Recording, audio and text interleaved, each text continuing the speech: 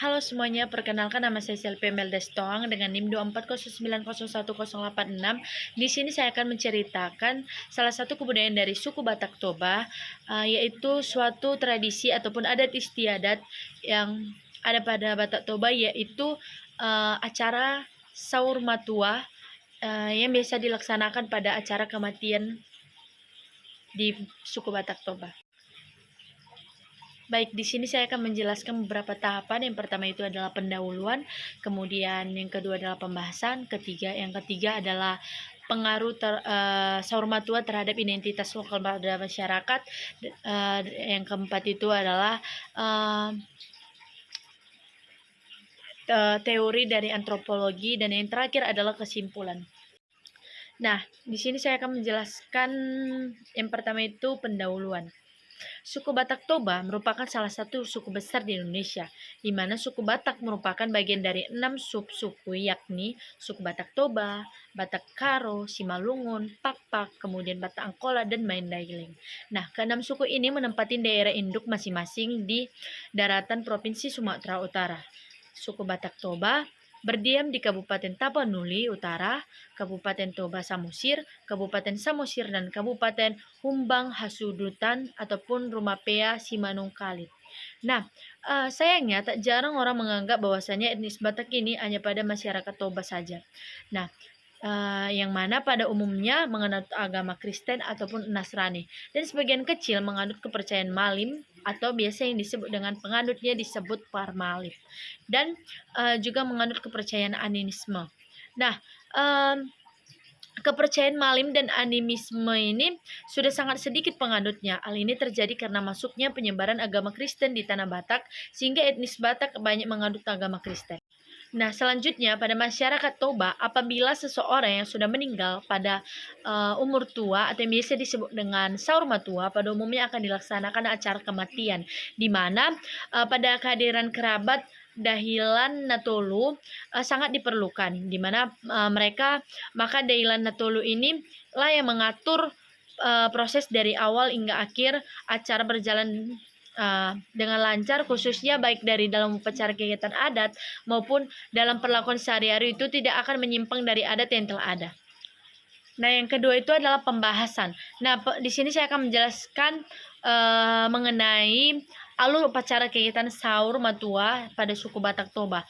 Nah, beberapa temuan menunjukkan bahwa upacara kegiatan adat Saur Matua terdiri dari 3 bagian, yaitu pertunjukan, persiapan, dan upacara kegiatan itu sendiri.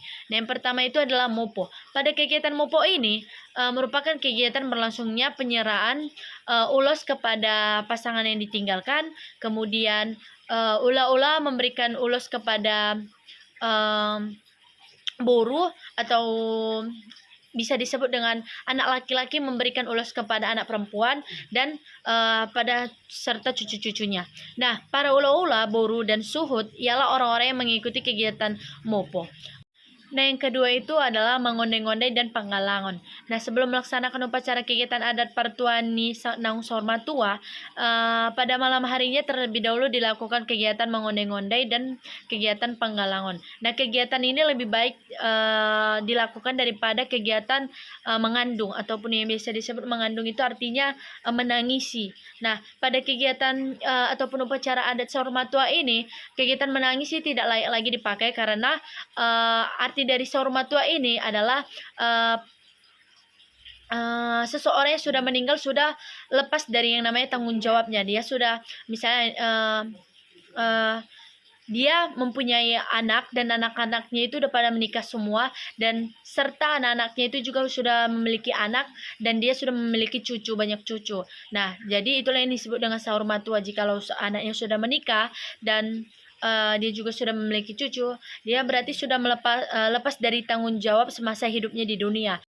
Nah, sepatutnya pihak keluarga yang ditinggalkan bukan lagi menangis, melainkan berbahagia, menari, dan bersuka cita, di mana perayaan ini dirayakan karena semua keturunan Saur Matua telah diberikan gabe, atau artinya mereka telah menerima banyak manfaat dari seseorang yang sudah meninggal tersebut semasa hidupnya. Nah, yang ketiga itu adalah Partuat Nina Sahur Matua. Nah, pada kegiatan Partuat Nina Sahur Matua ini meliputi beberapa tahapan. Yang pertama itu adalah kegiatan panambolon ataupun menyembelih kerbau atau lembu.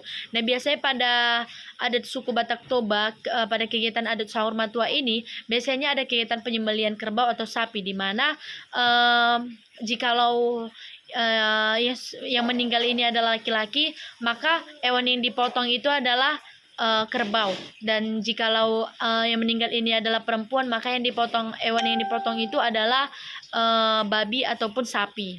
Yang kedua itu adalah kegiatan di jabu, atau artinya kegiatan di rumah. Nah, biasanya pada adat ataupun upacara sahur matua ini, kegiatan di rumah itu pada pagi hari, di mana para pemimpin gereja, pejabat-pejabat gereja mengenakan pakaian gereja, yang pada akhirnya semua orang yang nenek moyangnya ialah sahur matua, dan kerabat terdekatnya mengucapkan satu ataupun kata-kata terakhir matua. Yang ketiga itu adalah kegiatan maralaman. Nah, kegiatan gereja asal selesai, jenazah dibawa keluar untuk menyanyikan lagu selamat tinggal, biasanya lagu gereja. Terus baru membantu suut mengangkat peti mati. Upacara kegiatan malam-malam inilah kegiatan terakhir yang berlangsung sebelum pemakaman. Nah, acara kematian khususnya dalam konteks masyarakat sahur matua ini memiliki pengaruh yang signifikan terhadap identitas lokal pada masyarakat. Nah, beberapa pengaruh tersebut meliputi yang pertama itu tradisi dan ritual, di mana acara kematian seringkali melibatkan ritual yang diwariskan secara turun-temurun dan memperkuat rasa identitas dan keberlangsungan kebudayaan. Nah, ritual ini menciptakan ikatan sosial yang kuat dalam komunitas. Nah, yang selanjutnya itu adalah pewarisan budaya. Nah, melalui acara kematian, budaya dan tradisi ditransmisikan kepada generasi berikutnya, di mana ini membantu menjaga identitas lokal tetap hidup dan relevan di tengah perubahan zaman. Nah, yang terakhir itu adalah simbol identitas, di mana aspek-aspek tertentu dalam upacara seperti pakaian, musik, makanan, dan dapat menjadi simbol identitas budaya yang kuat, yang dimana itu membedakan masyarakat sahur matua dari komunitas lainnya. Selanjutnya dari penjelasan yang saya jelaskan tadi mengenai adat acara suku Batak yaitu sahur matua, saya akan libatkan ataupun kaitkan dengan teori dan konsep antropologi, di mana yang pertama itu konsep. Nah, konsep yang saya ambil itu adalah konsep kehidupan dan kematian, di mana poinnya itu adalah dua alam. Dalam budaya Batak, ada keyakinan bahwa kematian bukan akhir tetapi transisi ke alam lain. Ini tercermin dalam berbagai ritual yang bertujuan untuk membantu arwah dalam perjalanannya. Di mana penghormatan terhadap arwah, sahur matua mengedepankan nilai-nilai penghormatan terhadap leluhur, menciptakan hubungan antara hidup dan yang telah meninggal.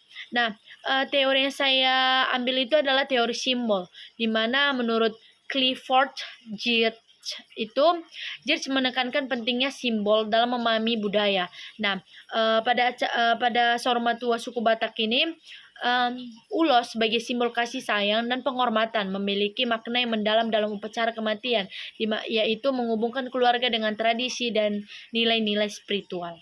Kesimpulan.